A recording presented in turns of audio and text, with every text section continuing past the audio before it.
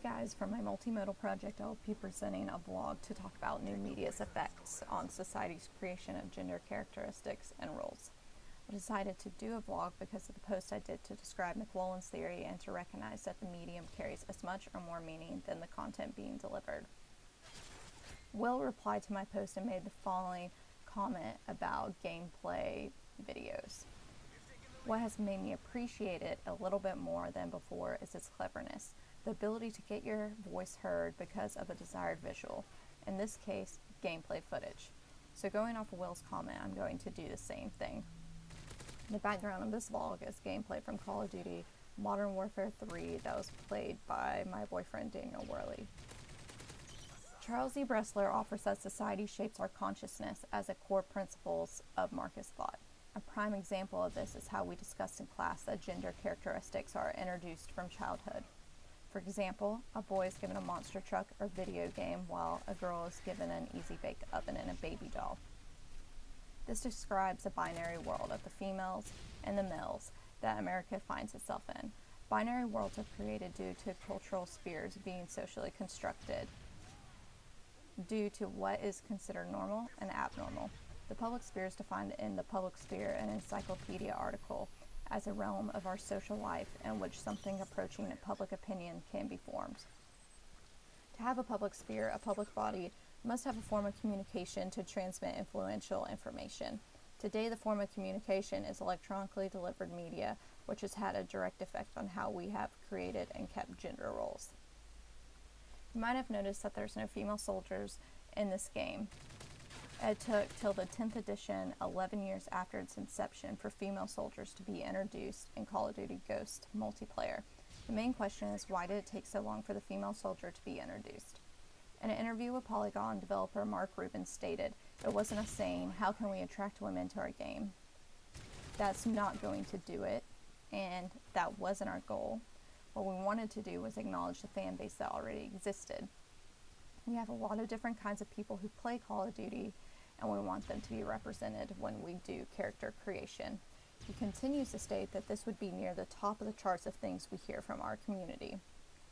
Rubin said the reason why women haven't been an option in multiplayer was technical. We couldn't do women soldiers until we did character customization, he said. So I want to start out by pointing out some of the controversial statements made by Rubin. He makes the readers assume that they have no desire or goal to gain a larger female audience. He obviously knows women do play the game, but the comment that introducing a female soldier will not attract more women, and then that isn't Call of Duty's headquarters goal. Was this comment made to reflect how society has shaped gender roles?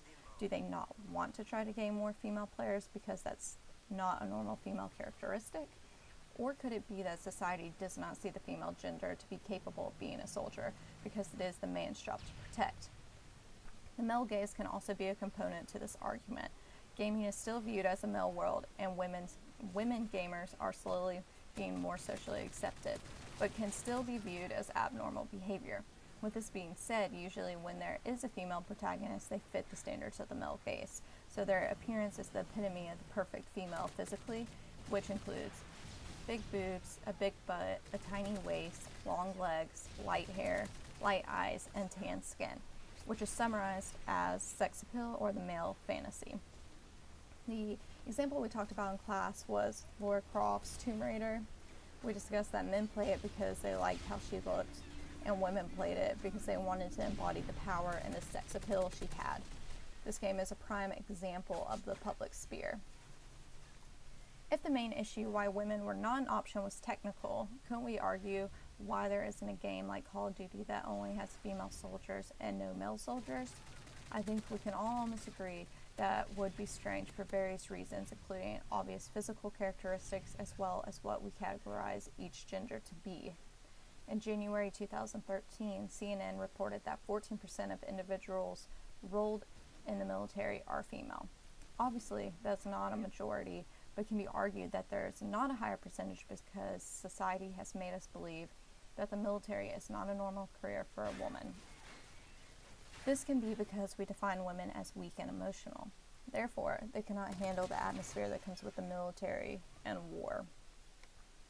Dr. Toscano informed the class about the game Metroid. Metroid was the first game to feature a female character as the lead protagonist in 1986, but no one knew the main character was female until she was unmasked at the end of the game.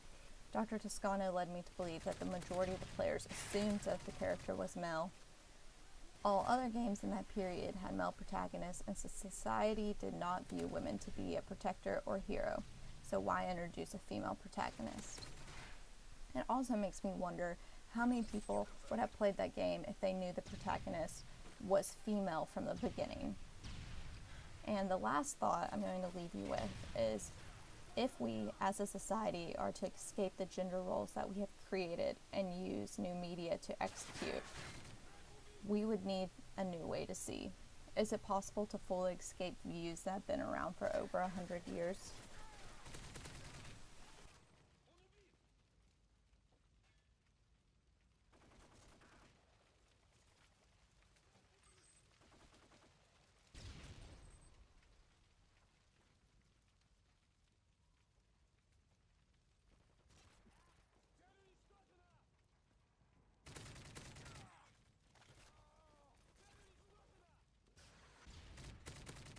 Moab ready for your go.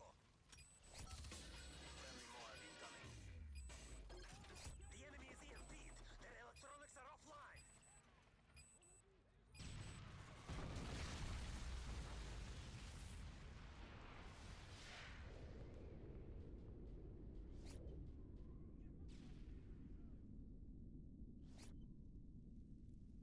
Counter UAV up. They're blind.